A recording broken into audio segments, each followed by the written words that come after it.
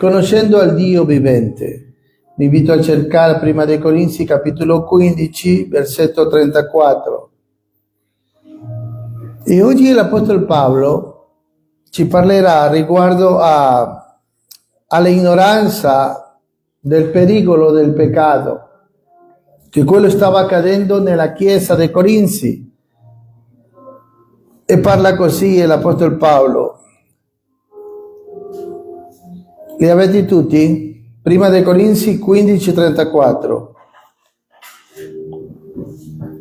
Ridiventate sobri, per davvero, e non peccate, perché alcuni non hanno conoscenza di Dio. Lo dico a vostra vergogna. Lui ha tutto il diritto di ammonestare la Chiesa. Chiunque si sente membro della Chiesa, che appartiene alla Chiesa, è il nostro dovere avere cura sempre tra noi, no?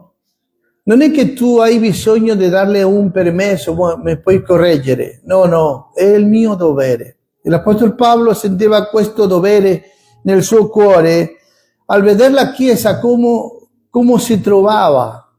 In una situazione, la Chiesa dei Corinzi si trovava in una situazione che addirittura tolleravano il peccato, che uno andava a portarla a letto alla moglie del suo papà, cosa che non accadeva neanche fuori dalla Chiesa. E questo stava succedendo, vivevano soltanto nella carne. E allora lui li ammonesta, le dice: guardi, questo è pericoloso. Ignorare il pericolo del peccato vuole dire che loro avevano una visione indifferente o apatica del peccato, e questo era un pericolo. Così parla direttamente, è un comandamento quello che sta dicendo l'Apostolo Paolo, quando dice, è la prima parte, diventate sobri. Vuole dire, dovete imparare a vivere la vita cristiana.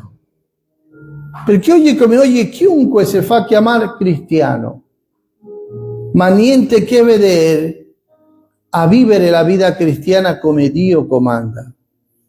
E questo era il vero pericolo di loro. Per questo continua a dire, per davvero, e non peccate. L'esortazione è chiara. Vuole dire, non dovete presentare i vostri membri al peccato, come lo ha detto a Romani capitolo 6, versetto 12. Cercate con me. E questo significa, Romani capitolo 6, versetto 12, parla di questa maniera. Non regni dunque il peccato nel vostro corpo mortale per ubbidirle alle sue concupiscenze.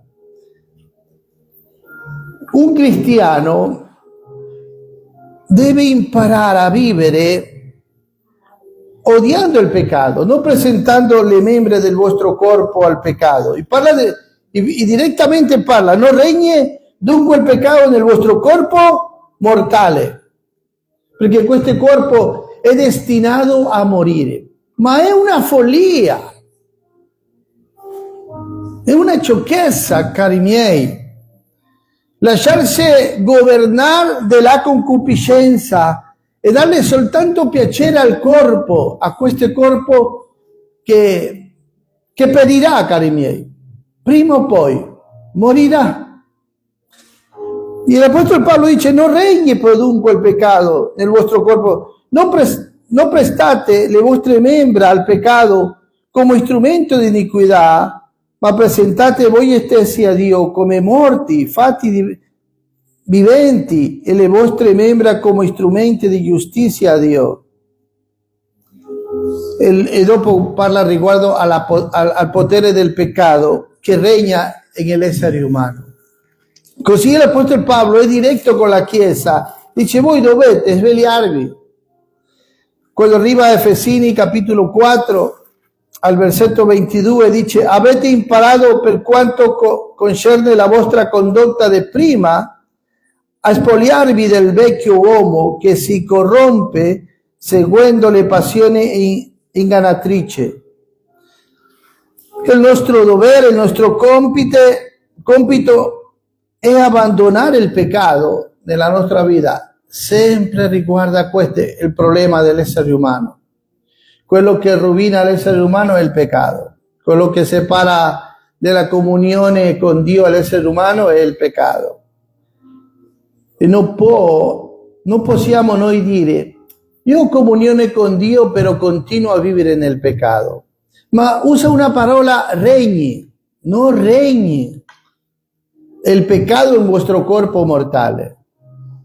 Perché adesso chi deve regnare nella nostra vita è il Signore.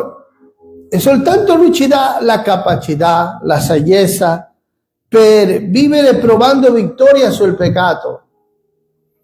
Non so quanti di voi state provando questa vittoria. Quanti di voi veramente vi state spogliando dal vecchio uomo, abbandonando quello che non le piace a Dio. Quando arriva al capitolo 5 di Efesini, versetto 14, parla così alla Chiesa: poiché tutto ciò che è manifesto è luce, per questo è detto: risvegliati, e tu che dormi, e risorgi dai morti, e Cristo ti inonderà di luce. Perché il nostro comandamento è vivere nella luce. La luce è simbolo di Dio, della santità, mentre che le tenebre è un simbolo del peccato, delle tenebre. Noi siamo chiamati a vivere nella luce, non delle tenebre. Per questo l'Apostolo Paolo parla alla Chiesa dei Corinzi e chiaramente le dà un avvertimento quando le dice: cari miei, se voi leggete il contesto nel versetto 33 da prima dei Corinzi 15:33, dice: non vi ingannate, le cattive compagnie corrompono i buoni costumi. È un avvertimento di unioni cattive che sta parlando lì. Dice: svegliatevi, dovete scegliere con chi camminate. E questo è importante, cari miei. Se voi volete camminare in santità, in obbedienza a Dio, se voi volete veramente vivere una vita che piace a Dio, dovete sapere scegliere la vostra compagnia, con chi camminate, con chi veramente potete avere una relazione che vi aiuterà a camminare e a vivere una vita che piace a Dio. Ma se non sapete scegliere una compagnia buona, siete allora in pericolo, perché riceverete soltanto una influenza cattiva. E lì sta dando un avvertimento e sta parlando di questa ignoranza riguardo al pericolo del peccato, perché non hanno una conoscenza di Dio. Per questo dice: perché alcuni non hanno conoscenza di Dio. Di che conoscenza sta parlando? Riguardo alla natura di Dio. Dio è retto, cari miei. Dio è giusto, Dio è santo. Parla riguardo alla natura di Dio. Chiunque sia unito a Dio inizia a camminare con Dio, a conoscerlo a Dio, e conosce non soltanto i suoi attributi in una conoscenza intellettuale, ma di esperienza.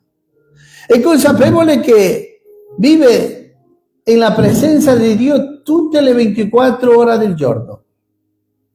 Perché Dio è onnisciente. Conosce i tuoi pensieri, la tua intenzione, conosce i tuoi desideri, perché Dio conosce tutto di ognuno di noi, cari miei. La vita dell'uomo è nuda davanti ai suoi occhi. Dio legge i nostri pensieri, vede le nostre intenzioni.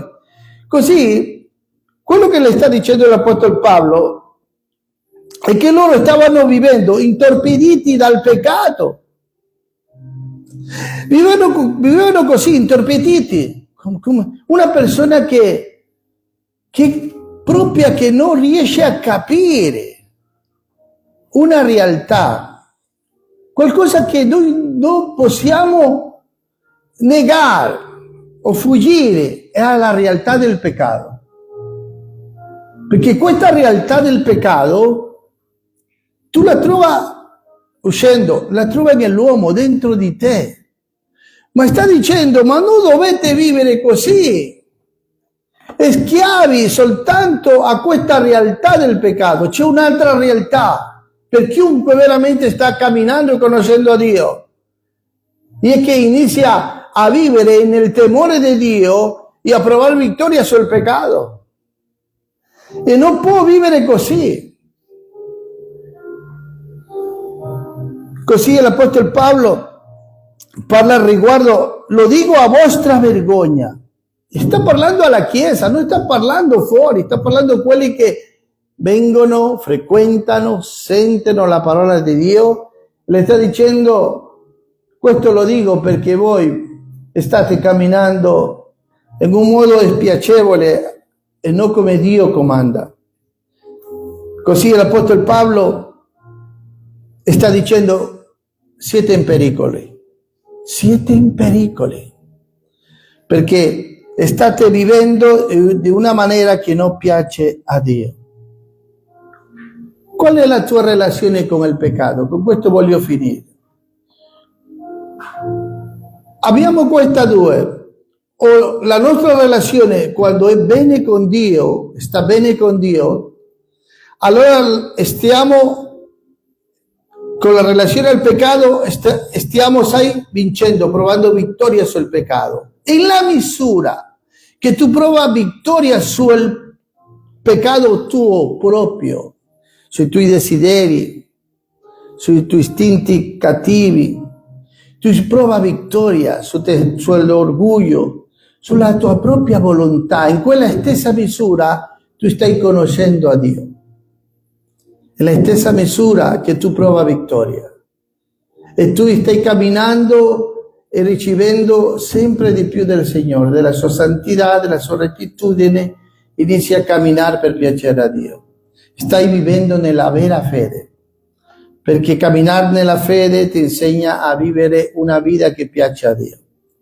Chiudi i vostri occhi e guarda il tuo cuore. E se tu trovi che la tua vita si trova in questo pericolo, che tu stai vivendo così intorpidito dal peccato, che stai vivendo una vita che non piace a Dio,